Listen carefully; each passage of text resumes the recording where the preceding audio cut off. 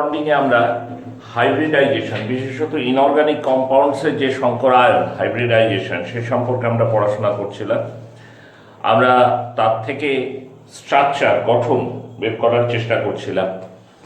তোমাদের স্মরণ থাকতে পারে বেরিলিয়াম ডাইফ্লুরাইড, বোরন ট্রাইফ্লুরাইড, এরকম ছোট ছোট কিছু কম্পাউন্ডের হাইব্রিডাইজেশন বার করে সেখান থেকে তাদের গঠন, স্ট্রাকচার কেমন হতে পারে সে বিষয়ে আলোচনা শুরু হয়েছিল। আমরা এই আলোচনাটাকে আর একটু এগিয়ে নিয়ে যাচ্ছি। আরও কতগুলো কম্পাউন্ড এরকম ছোট এবং ছোট থেকে ধীরে ধীরে বড় জটিল, মানে 3টে করে অ্যাটম দিয়ে তৈরি ইনঅর্গানিক, প্রত্যেকেই তাদের হাইব্রিডাইজেশনগুলো আলোচনা করি। প্রথম ধরো কার্বন টেট্রাক্লোরাইড CCl4। তো বলো সেন্ট্রাল অ্যাটম কে হবে? এখানে কার কম্পাউন্ড? এটা অবশ্যই কার্বনের। তাহলে সেন্ট্রাল অ্যাটম হচ্ছে কার্বন। Central atom carbon. এবার কার্বন 4টে ক্লোরিনের সাথে যুক্ত আছে। Carbon is attached to 4 chlorine atom. কি ধরনের বন্ড দিয়ে যুক্ত থাকবে? সিঙ্গেল বন্ড দিয়ে যুক্ত থাকতে পারে, ডাবল বন্ড দিয়ে যুক্ত থাকতে পারে। এক্ষেত্রে তোমাকে বিচার করতে হবে বন্ডের নেচারটা কি। কারণ আমি আগের দিনও বলেছি, আজও বলি, ডাবল বন্ড থাকা মানে কিন্তু একটা আনহাইব্রিড অরবিটাল থেকে যাবে। একাধিক ডাবল বন্ড থাকা মানে একাধিক আনহাইব্রিড অরবিটাল থেকে যাবে। এক্ষেত্রে তোমাকে সেটা বিচার করবে কিসের ভিত্তিতে? ভ্যালেন্সি দিয়ে। কার্বনের ভ্যালেন্সি কত? 4। কার্বন যুক্ত আছে কার সাথে? ক্লোরিনের সাথে। কটা ক্লোরিন? 4টে ক্লোরিন। ক্লোরিনের মেইন ভ্যালেন্সি কত? 1। তাহলে একটা কার্বন 4টে ক্লোরিনের সঙ্গে যুক্ত থাকবে, 4টে সিঙ্গেল বন্ড দিয়ে যুক্ত থাকতে পারে। তো সেটা ঠিক করে নাও। 1 carbon atom, 1 carbon atom is attached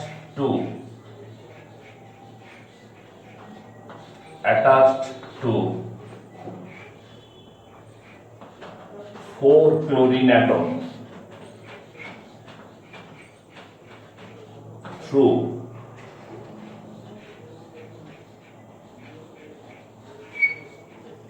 4 single bonds.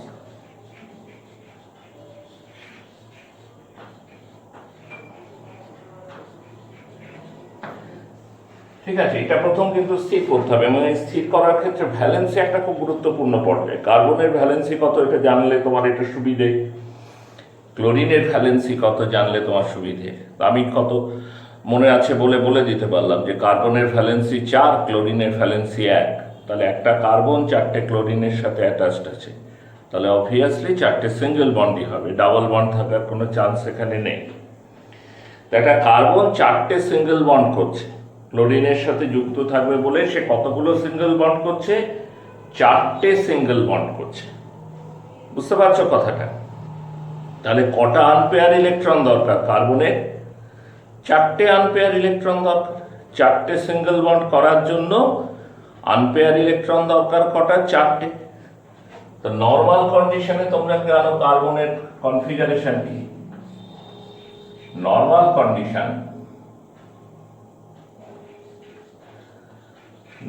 Condition সাধারণ অবস্থায় electronic configuration of carbon atom, electronic configuration of carbon atom, এটা কত হবে? কি হবে? 1s2, 2s2, 2px2, 2py1, 2pz1। কটা আনপেয়ার ইলেকট্রন আছে? 2টো ইলেকট্রন আছে যারা কিনা আনপেয়ার। তো 2টো আনপেয়ার ইলেকট্রন দিয়ে তো আমার কাজ চলবে না, আমার দরকার হচ্ছে 4টে আনপেয়ার ইলেকট্রন। তাহলে এক্সাইটেড স্টেটে যেতে হবে। এক্সাইটেড স্টেটে, in excited state, in excited state electronic configuration of carbon atom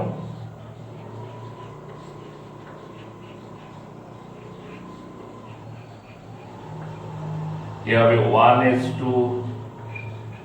2s1 sorry 2s থেকে একটা ইলেকট্রন কোথায় চলে যায় 2pz এ চলে যায় 2pz টা ফাঁকা পড়েছিল 2s থেকে একটা ইলেকট্রন বেরিয়ে কোথায় চলে যায় 2pz এ তাহলে চারটে আনপেয়ার ইলেকট্রন হলো এইবার ও খুব স্বচ্ছন্দেই চারটে কোভ্যালেন্ট বন্ড করতে পারবে কার্বনের এই কারণে কোভ্যালেন্সিও চার যে কম্পাউন্ড তৈরির সময় সে এক্সাইটেড স্টেটে থাকে এক্সাইটেড স্টেটে তার কনফিগারেশনে চারটে আনপেয়ার ইলেকট্রন চলে আসে চারটে আনপেয়ার ইলেকট্রন চলে আসার ফলে সে চার কোভ্যালেন্সি শো করে তাহলে এবার হাইব্রিডাইজেশনটা কি হবে এটা হলো sp3 হাইব্রিডাইজেশন হাইব্রিডাইজেশন কি হবে একটা s আর তিনটে p এর মধ্যে তাহলে sp3 হাইব্রিডাইজেশন যদি sp3 হাইব্রিডাইজেশন হয় তাহলে স্ট্রাকচার কেমন হবে আমি আগের দিন বলেছি স্ট্রাকচার হচ্ছে টেট্রাহেড্রাল স্ট্রাকচার টেট্রাহেড্রাল চতুস্তলকী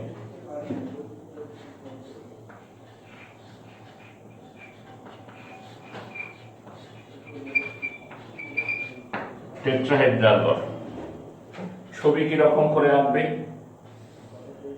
প্রথমে একটা ত্রিভুজের মতো এঁকে নেবে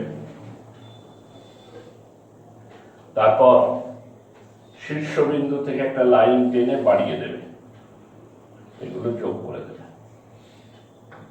কার্বন চারটে শীর্ষবিন্দুতে চারটে ক্লোরিন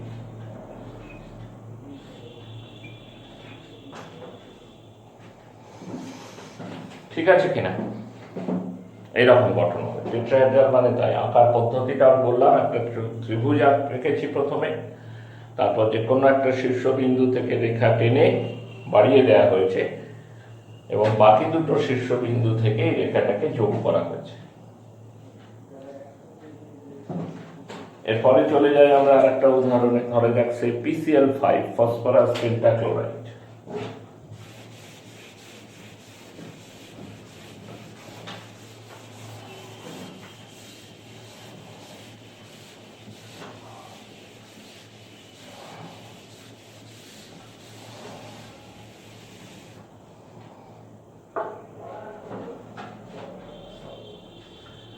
PCl5 ফসফরাস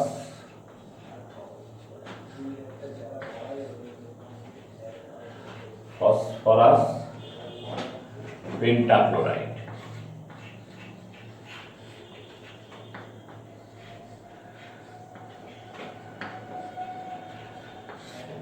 এখানে সেন্ট্রাল অ্যাটমকে কেন্দ্রীয় পরমাণু ফসফরাস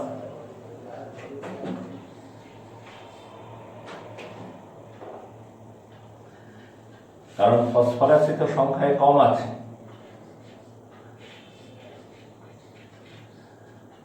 সেন্ট্রাল অ্যাটম হচ্ছে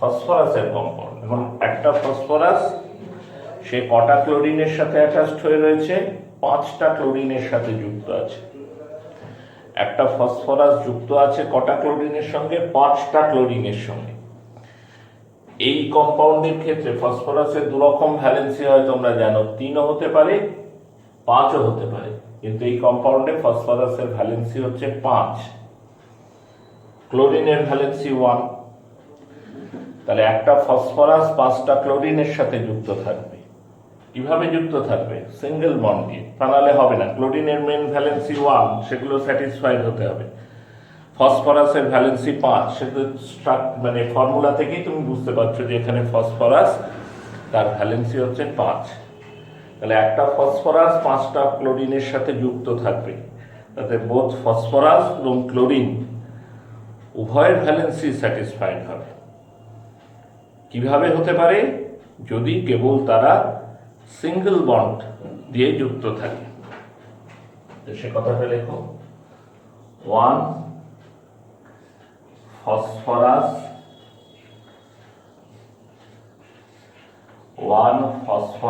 atom is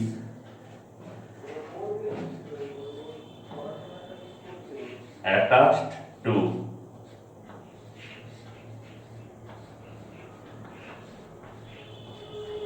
5 chlorine atoms through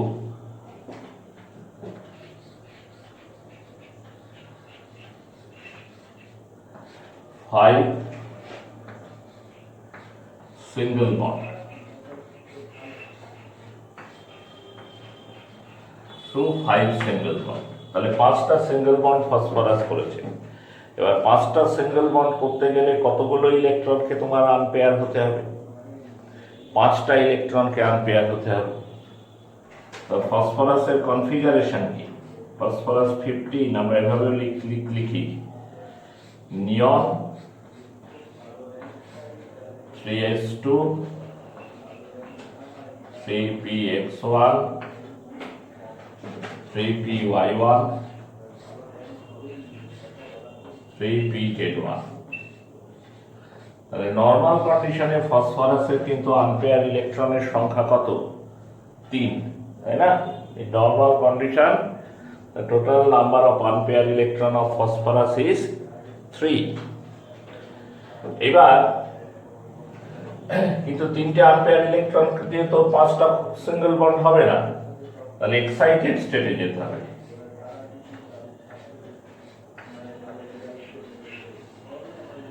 In excited state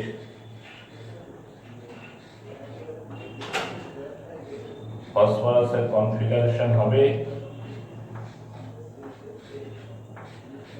neon 3s1 3px1 3py1 3pz1 3dz2।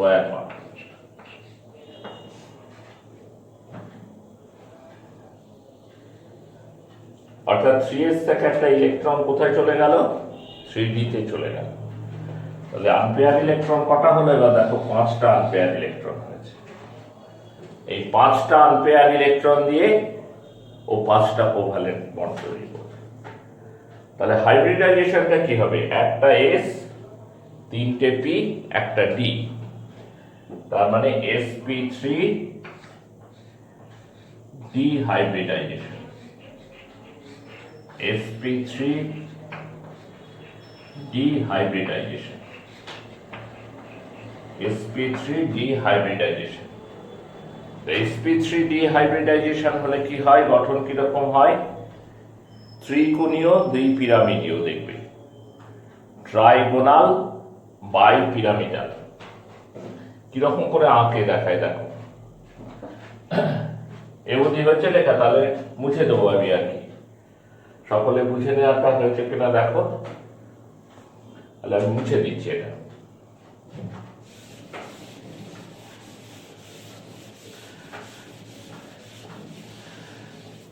প্রথমে একটা ত্রিভুজের মতো আঁকবে, ঠিক আছে? প্রথমে একটা ত্রিভুজের মতো আঁকবে, তার মাঝখানে থাকবে ফসফরাস। ত্রিভুজের 3টে শীর্ষবিন্দু, সেই 3টে শীর্ষবিন্দুতে 3টে ক্লোরিন থাকবে। আর একটা ক্লোরিন থাকবে এই ত্রিভুজটা যে প্লেনে আছে, অর্থাৎ ধরো বোর্ডের ওপরে একটি ত্রিভুজ আছে, এর সঙ্গে লম্বভাবে আর একটা ক্লোরিন থাকবে উপরের দিকে এবং একটা ক্লোরিন থাকবে তলার দিকে।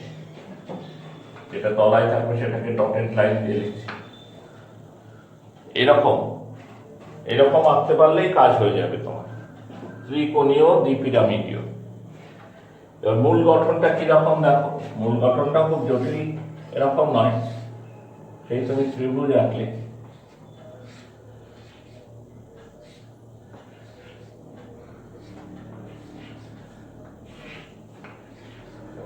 একটা ক্লোরিন অ্যাবাভ দ্য প্লেন, একটা ক্লোরিন বিলো দ্য প্লেন, এইবার এইখান থেকে তোমার এই পয়েন্টগুলো সব জোড়া দিতে হবে তলার থেকে।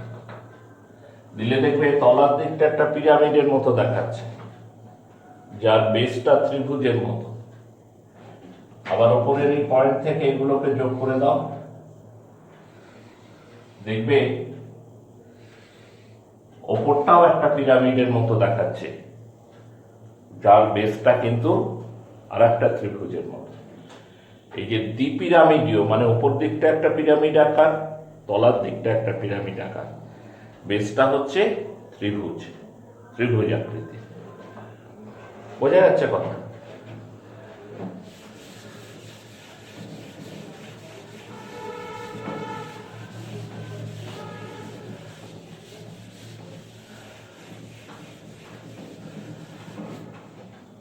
আরেকটি উদাহরণে যাই, ধরো SF6,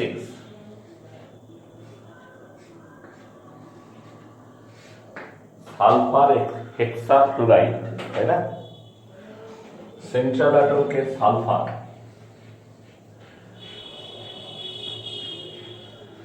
সেন্ট্রাল অ্যাটম হচ্ছে সালফার। SF6 সালফারে অনেক রকম ভ্যালেন্সি হয়, 2, 4, 6। SF6 এই ফর্মুলা থেকে বুঝতে পারছো যেখানে সালফারের ভ্যালেন্সি হচ্ছে 6। ফ্লোরিনের ভ্যালেন্সি কত? ফ্লোরিনের ভ্যালেন্সি কিন্তু 1। তাহলে সালফারের ভ্যালেন্সি 6 আর ফ্লোরিনের ভ্যালেন্সি 1। তাহলে একটা সালফার অ্যাটম 6টা ফ্লোরিন অ্যাটমের সাথে 6টা সিঙ্গেল বন্ড দিয়ে যুক্ত থাকবে। ওয়ান সালফার অ্যাটম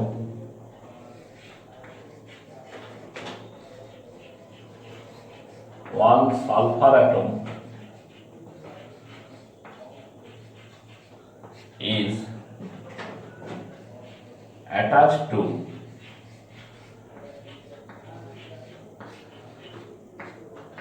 এইটা খুব গুরুত্বপূর্ণ, আমি কিন্তু বারবার বলছি, বন্ডটা বোঝা, সিঙ্গেল বন্ড না double bond. 6 fluorine atom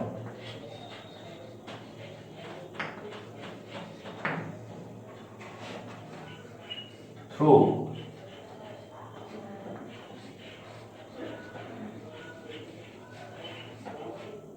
6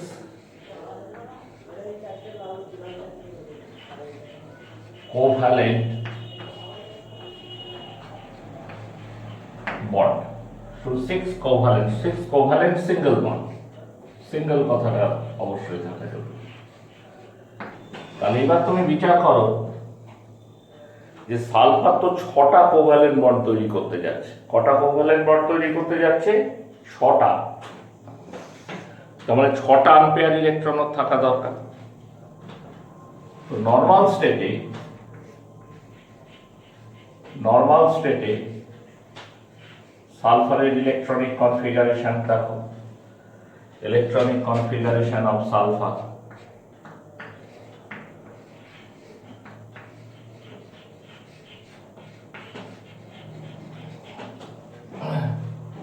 sulphur মানে তো H16, তাহলে নিয়ন অবধি লিখলাম 3s2 3px2 3py1 3pz1। ফলে কটা আনপেয়ার ইলেকট্রন হলো? আনপেয়ার ইলেকট্রনের সংখ্যা হচ্ছে 2। কিন্তু সালফারের দরকার 6টা আনপেয়ার ইলেকট্রন, নাহলে 6টা কোভ্যালেন্ট বন্ড করতে পারবে, তাহলে ওকে এক্সাইটেড স্টেটে যেতে হবে।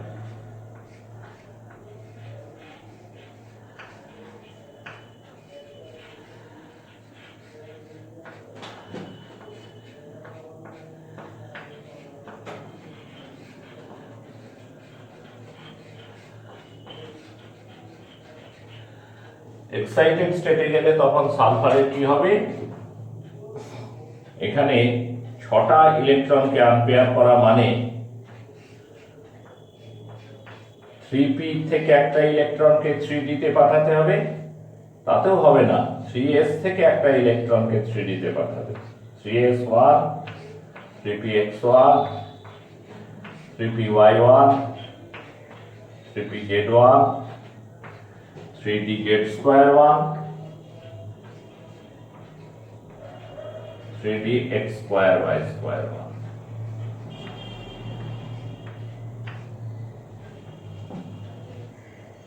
তাহলে এইবার 6টা বিজোড় ইলেকট্রন বানাতে পারলো। যতগুলো জোড় ছিল সবকে তোমার বিজোড়ের পাল্লায় ফেলে দিয়ে আনপেয়ার অবস্থায় নিয়ে এলো।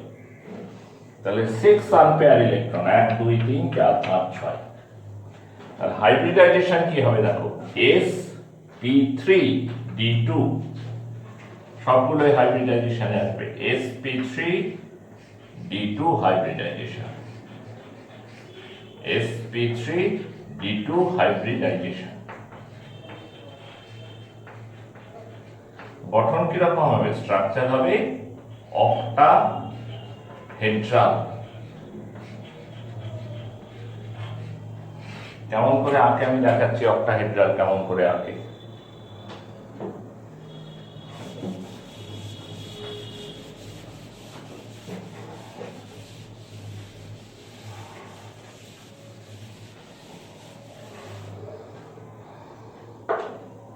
প্রথমে একটা এরকম স্কোয়ার এঁকে নেবে,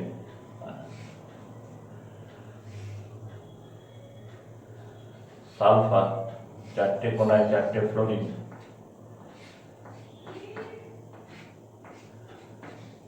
একটা ফ্লোরিন হবে অ্যাবাভ দ্য প্লেন,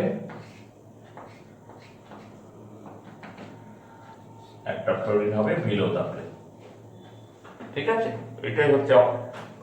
তুমি এইরকম আঁকতে পারলেই তোমার কাজ চলে যাবে পরীক্ষায়। কিন্তু মূল গঠনটা কিরকম? মূল গঠনটা আগের মতোই আর কি।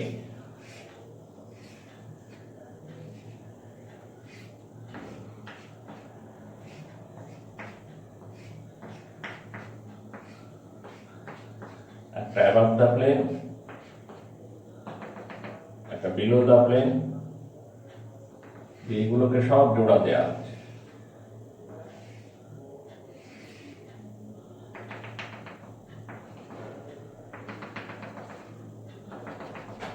তাহলে দুটো পিরামিডের মতো স্ট্রাকচার হবে, একটা উপর দিকে একটা পিরামিড, তলার দিকে একটা পিরামিড, যার বেস হচ্ছে স্কোয়ার, বর্গাকার। ঠিক আছে, এই হচ্ছে অক্টাহেড্রাল। তা আজকে এই পর্যন্ত আমাদের আলোচনা থাকলো। আমরা পরের ক্লাসে এখান থেকে আলোচনা শুরু করব।